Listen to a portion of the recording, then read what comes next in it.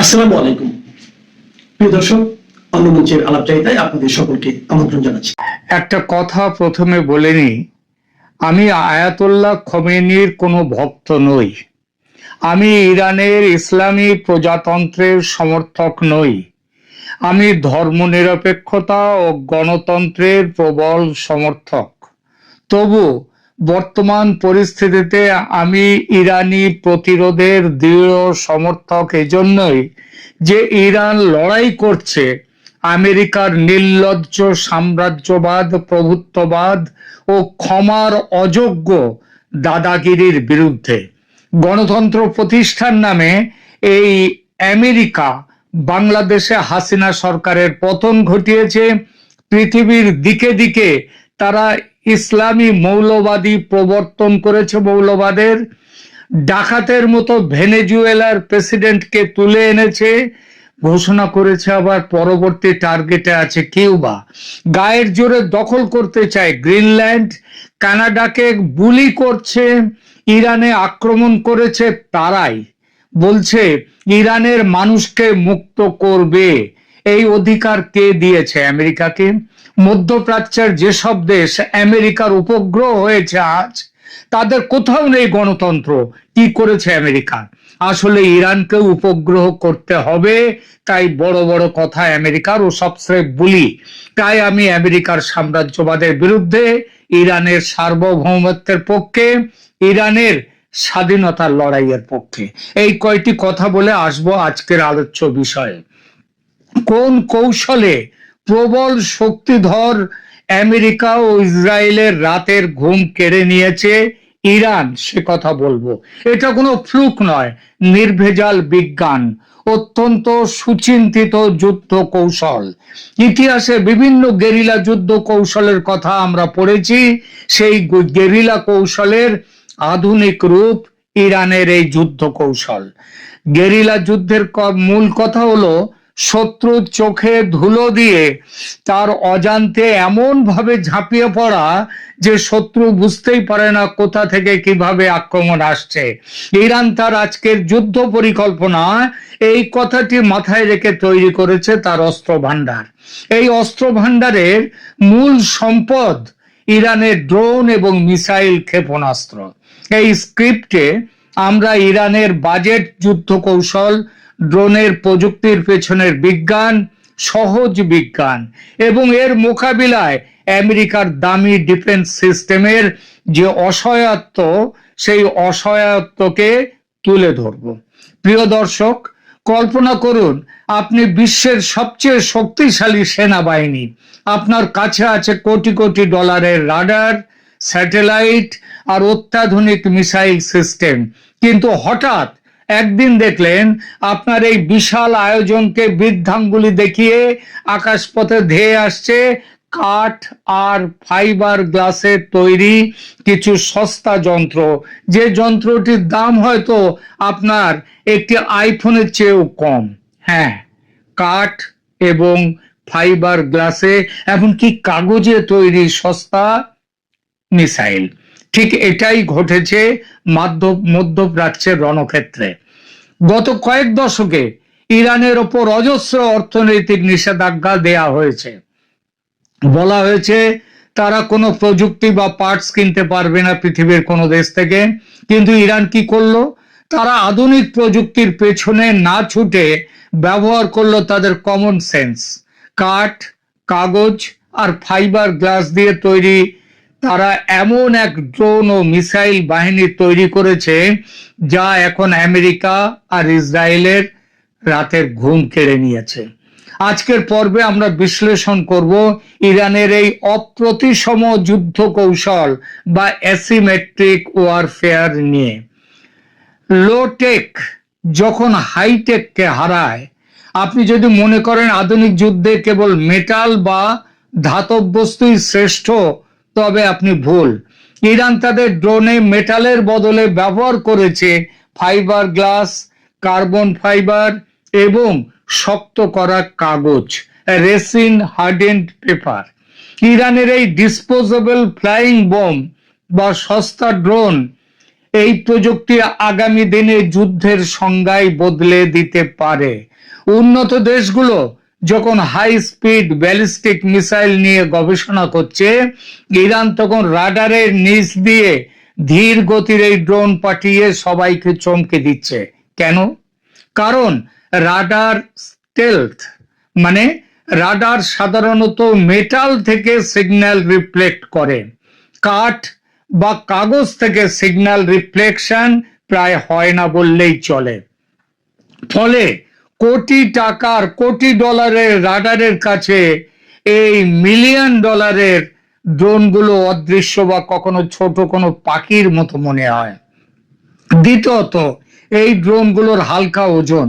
যেহেতু এগুলো ওজনে খুব হালকা, তাই সাধারণ মোপেড বা বাইসাইকেলের ইঞ্জিন দিয়েই এগুলোকে 1000 থেকে 2500 কিলোমিটার দূরে পাঠানো সম্ভব। তৃতীয়ত, নিষেধাজ্ঞা প্রুফ। আপনি ইরানের ওপর স্টিল বা উন্নত চিপ আমদানিতে নিষেধাজ্ঞা দিতে পারেন, কিন্তু কাঠ বা আঠা আমদানিতে নিষেধাজ্ঞা দেবেন কিভাবে? এগুলো তো যে কোনো হার্ডওয়্যার স্টোরেই পাওয়া যায়। এই ড্রোনগুলো কোনো বড় রানওয়ে থেকে ওড়ে না, একটা সাধারণ ট্রাকের পেছনে রাখা লঞ্চার থেকেই এগুলো সজোরে আকাশে উড়ান দেয়। ফলে শত্রুপক্ষ জানতেই পারে না যে ঠিক কোথা থেকে হামলাটি শুরু হয়েছে। ইরান প্রায় 50 ধরনের ড্রোন তৈরি করে। 50 ধরন, একাত্তা নয়, যার মধ্যে উল্লেখযোগ্য কয়েকটি তাদের নাম করছি, যেমন শাহেদ সিরিজ। এই শাহেদ সিরিজের শাহেদ 136 এটি একটি কামিকাজি বা আত্মঘাতী ড্রোন। এটা খুব সস্তা এবং ঝাঁক বেঁধে আক্রমণ করতে পারে। এরপরে আছে শাহেদ 129।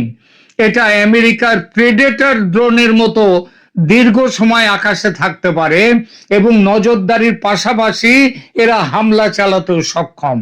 শাহেদ 191 এটা স্টেলথ প্রযুক্তি সম্পন্ন ড্রোন, মানে স্টেলথ মানে যা রাডারকে ফাঁকি দেয়। এরাও ওজনে খুব হালকা। এরপরে মুহাজের সিরিজ আছে, মুহাজর সিরিজ।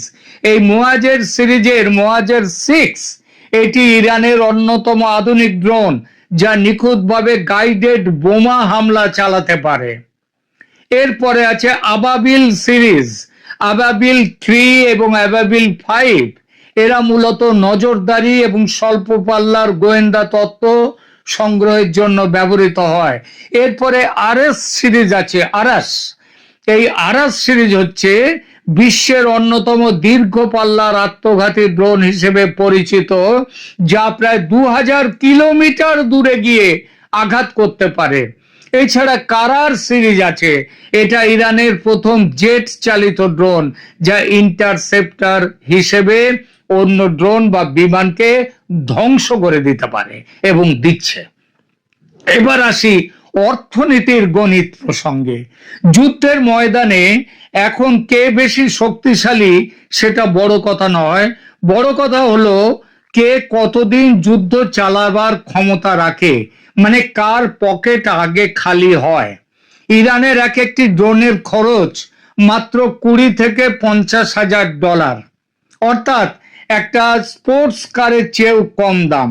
কিন্তু এই ড্রোনটিকে যখন ইসরায়েলের আয়রন ডোম বা আমেরিকার প্যাট্রিয়ট মিসাইল দিয়ে ধ্বংস করা হয়, তখন সেই একটি ইন্টারসেপ্টর মিসাইলের দাম পড়ে প্রায় 3 থেকে 5 মিলিয়ন ডলার, অর্থাৎ প্রায় 30 থেকে 50 কোটি টাকা, 50 কোটি ডলার।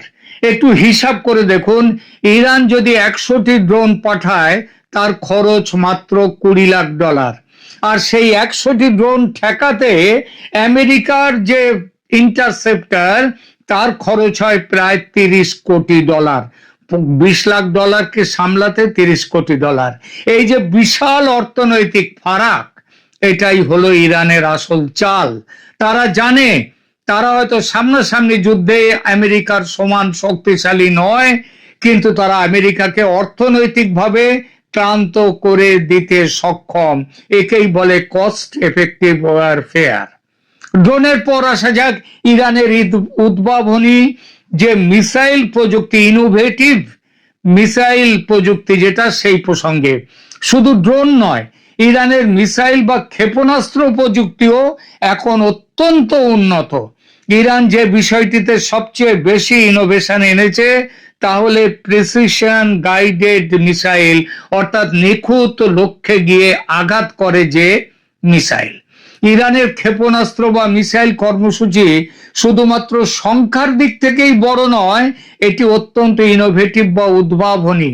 তাদের এই সাফল্যের পেছনে কাজ করছে তিনটি মূল স্তম্ভ। এক হচ্ছে কম দাম, তারপরে গতিশীলতা এবং ভূগর্ভে সেগুলোকে গুছিয়ে রাখার কৌশল। প্রথমে ওদের বলি নিখুঁত লক্ষ্যভেদের কথা। আগে ইরানের ক্ষেপণাস্ত্রগুলো মূলত বিশাল এলাকা লক্ষ্য করে ছোড়া হতো, কিন্তু গত এক দশকে তারা তাদের ফাতে